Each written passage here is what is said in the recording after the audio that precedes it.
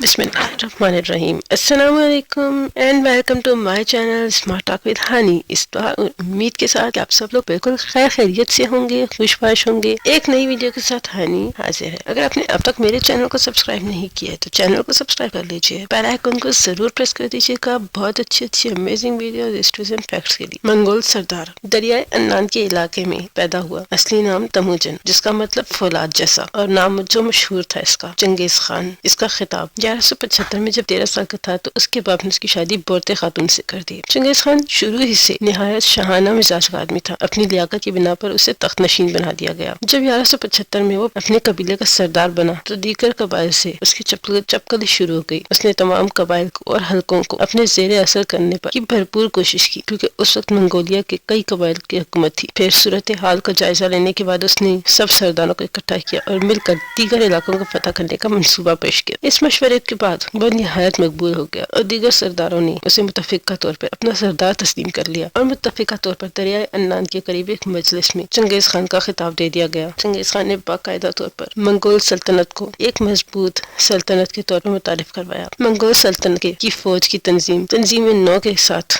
دیگر اداروں کو مضبوط بنیادوں پر کھڑا کیا. اس نے فوج کی تنظیم کی جو اصول مقرر کیے وہ صدیوں تک فوجی ماہروں کے لیے مشہد راہ کا کام دیتے رہے. اس نے چین کو دو دفعہ برباد کر دیا اور 1214 میں 2 چینی ریاستوں ہیا اور کن پر قبضہ کر لیا. 1219 میں اس کے چند سفیر جو مختلف ممالک میں بھیجے گئے تھے قتل ہو گئے. اس واقعے نے اسے دنیا کو فتح کرنے کی مجبور کیا، اور اس واقعے کے بعد اس نے دنیا کو فتح کرنے کے ارادے سے کئی جنگیں لڑی. اسی سال شمالی چین اور افغانستان کے سرحد کے کئی علاقے فتح کیے. بخارا، مرو کے علاقے لوٹ مار اور برباد کر دینے کے بعد ان پر بھی قبضہ کر لیا. اس کے بعد ترکی اور جنوب مشرقی یورپی ملکوں کا رخ کیا. اس کی فوج نے جنوبی روس اور شمالی ہند تک یلغار کی. 1227 میں چین کے تیسرے حملے کے دوران اس کا انتقال ہو گیا. 13ویں صدی عیسوی کے آغاز میں شمال مغربی ایشیا کی چراگاہوں سے ایک ایسا بگولا اٹھا جس نے دنیا کی بنیادوں کو ہلا کے رکھ دیا. چنگیز خان کی سفاکیت، دانش کی رتھ پر سوار منگور موت اور تباہی کا ہنکارا بجاتے ہوئے نکلے، اور دیکھتے ہی دیکھتے شہروں کے بعد شہر، علاقوں کے بعد علاقے، ملک کے بعد ملک ان کے آگے سرنگو ہوتے چلے گئے. محض چند ہی اشروں کے اندر خون کی ہولی کھیلتے، کھوپڑیوں کی مینار بناتے، ہنستے شہروں کو فتح کرتے. چنگیز خان کے جنرل بیجنگ سے ماسکو تک پھیلی حکومت میں چنگیز خان کی تھی. اپنے عروج کے دور میں منگول سلطنت 3 کروڑ مربع میل پر پھیلی ہوئی تھی. آج اس علاقے کل آبادی 3 ارب نفوس پر مشتمل ہے. لیکن چنگیز خان کی کامیابیاں صرف میدان جنگ تک محدود نہیں تھی. ایک اور میدان تھا جہاں اس نے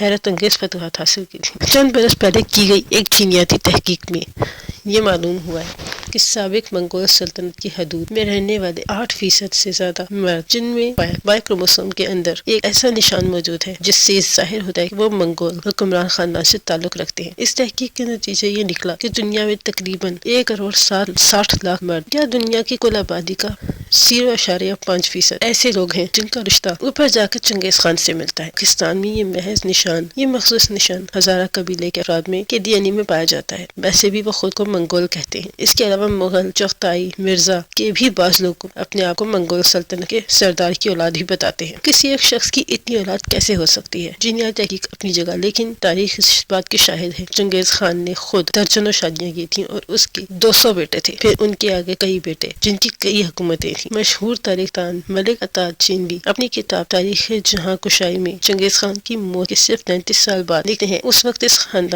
کے خاندان کے 20,000 افراد عیش و عشرت میں زندگی گزار رہے ہیں. مگر اس کے بارے میں مزید کچھ نہیں کہوں گا کیونکہ ایسا نہ ہو اس کتاب کے قارئین اس کے مصنف پر مبالغے کا الزام لگا دیں اور یہ کہنا شروع کر دیں کہ محض اتنے کم وقت میں ایک شخص کی اتنی اولاد کیسے ہو سکتی. اس موقع پر ہمارا سامنا تاریخ کی ایک حیران کن اور انوکھی ستم ظریفی پر ہوا. جب چنگیز خان کی عمر 60 برس کی تھی، انہوں نے اپنے خیمے میں اپنی پہلی بیوی ملکہ عالیہ بورتا خاتون کو اور ان کے 4 بیٹوں کو بلوایا، جوجی، اغدائی، چغتائی اور تولی. اس مجلس میں انہوں نے اپنے جانشین کا نام بتانے کا فیصلہ کیا اور کہا اگر میرے سب بیٹے خاقان بننا چاہتے ہیں اور ایک دوسرے کے ماتحت کام کرنے سے انکار کر دیں پھر کیا یہ وہی بات نہیں ہوگی جو پرانی کہانیوں میں 2 سانپوں کے بارے میں کہی جاتی، جس میں سے ایک سانپ کے کئی سر تھے اور دوسرے کی کئی دمیں. پھر چنگیز خان نے وہ کہانی سنائی جب متعدد سروں والے سانپ کو بھوک بھوک لگی، وہ شکار کے لیے نکلا تو اس نے اس کے متعدد سروں نے آپس میں بحث شروع کر دی کس طرف جانا ہے، اور اسی بحث میں، اسی لڑائی میں وہ سانپ جس کے بہت سارے سر تھے وہ بھوکا مر گیا، جبکہ جس کی کئی دمیں وہ آرام سے اپنی زندگی گزارتا رہا۔ اس کے بعد خاقان اعظم نے اپنے بڑے بیٹے جوجی خان کو بولنے کی دعوت، کٹر منگول حفظ و مراتب کے مطابق پہلے بولنے کا حق دینے کا مطلب باقی بھائی جوجی کی اولیت کو قبول کر لیں۔ یہ وہ بات دوسرے نمبر والے بیٹے کو چغتائی کو ہضم نہیں ہوئی اور وہ اٹھ کھڑا ہوا اور اپنے باپ کو مخاطب کر کے، کیا اس کا مطلب یہ ہے کہ آپ جوجی کو اپنی جانشینی عنایت کریں اور ہم سب اس کو اپنا سردار مان لیں، جبکہ یہ آپ کی جائز اولاد نہیں ہے؟ چغتائی کا اشارہ 40 سال پرانے واقعے کی طرف تھا۔ بورتا خاتون چنگیز خان کے مخالف قبیلے مرکت نے اغوا کر لیا تھا۔ بورتا خاتون 1661 میں خوند قبیلے میں پیدا ہوئی جو چنگیز خان کے بورجگن قبیلے کا حلیف تھا۔ ان دونوں کے بچپن میں ہی منگنی ہوئی، جبکہ شادی اس وقت ہوئی جب بورتا خاتون کی عمر 17 سال اور چنگیز خان 16 سال کا تھا۔ شادی کے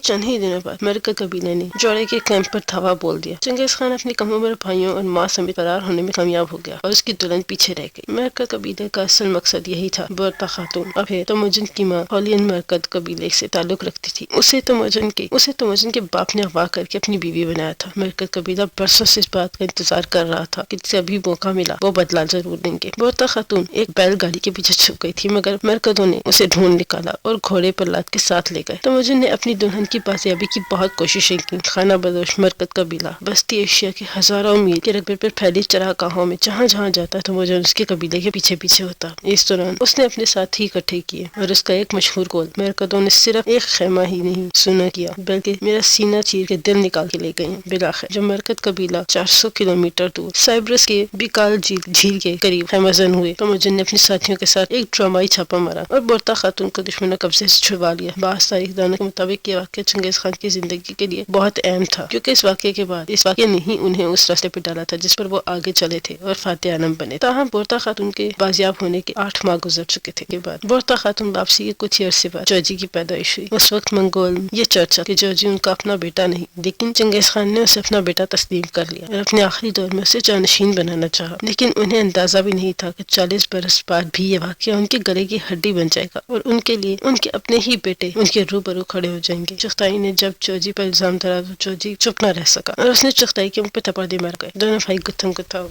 درباریوں نے بہت مشکل سے ان دونوں کو چھڑوایا اور چنگیز خان کو اندازہ ہو کہ ان کے مرنے کے بعد ان کے بیٹے جوجی کو خاقان اعظم قبول نہیں کریں گے اور آپس میں لڑ کے سلطنت کو پارا پارا کر دیں گے۔ اب چغتائی نے ایک تجویز پیش کی جس میں چھوٹے بھائیوں نے بھی فوراً تائید کر دی۔ اس نے بیچ کا راستہ بتایا، نہ جوجی نہ میں بلکہ تیسرے بھائی اوگتائی کو خاقان بنا دیا جائے، اور چنگیز خان اس بات پہ نہیں مانا تو اس نے یہ کہہ دیا کہ تم سب لوگ دوسرے ملکوں میں چلے جاؤ اور جا کر اپنی اپنی سلطنت علیحدہ بناؤ، اور یوں چنگیز خان کے بیٹوں نے اپنی علیحدہ سلطنت بنا لی۔ 18 اگست 1227 کو آخری سانس لیتے وقت شاید چنگیز خان کو سب سے زیادہ دکھ اسی بات کا۔ چنگیز خان نے اپنی سلطنت مختلف خواتین میں تقسیم کر دی، یعنی اپنی بیویوں میں، جن کی قیادت ان کے بیٹوں اور پوتوں کے ہاتھوں میں تھی۔ وقت کے ساتھ ساتھ ان خواتین نے خود مختاری کی طرف مائل ہونا شروع کر دیا۔ ان کے درمیان ایک تاریخی کشمکش چھڑ پڑی۔ مثلا خاتون یوان چین سے تھیں، خاتون چغتائی وسطی ایشیا کے درمیان اختلاف بڑھنے لگا اور انہوں نے آپس میں جنگی اور تصادمی سلطنت میں استحکام کو مزید نقصان پہنچایا۔ منگول سلطنت کی عظیم عظمت کا ایک حصہ اس کی کامیاب فوجی فتوحات اور تجارت میں شامل تھا، تاہم سلطنت کے زوال کے دوران اقتصادی مسائل بڑھنے لگے۔ سلطنت کی فوجی مہارت اور فتوحات کے ساتھ ساتھ ان کے انتظامی اخراجات بھی بڑھنے لگے تھے، جس کی وجہ سے مالی بحران پیدا ہوا۔ مزید اضافی طور پر مرکزی حکومت انتظام کی عدم موجودگی اور مقامی حکام کے درمیان بدعنوانی نے داخلی فساد کو جنم دیا، جو سلطنت کی طاقت کے ٹوٹنے کا سبب بنا۔ چنگیز خان کی فوج نے چین کے سونگ خاندان کو شکست دی۔ اس کے پوتے قبلائی خان نے یوان خاندان قائم کیا۔ یوان خاندان کے زیر اثر چین کی نسلی کشمکش اور اقتصادی مشکلات بڑھ گئیں۔ یوان خاندان کی حکمرانی کے دوران چینی عوام کی مزاحمت بڑھنے لگی اور آخرکار 1368 میں چین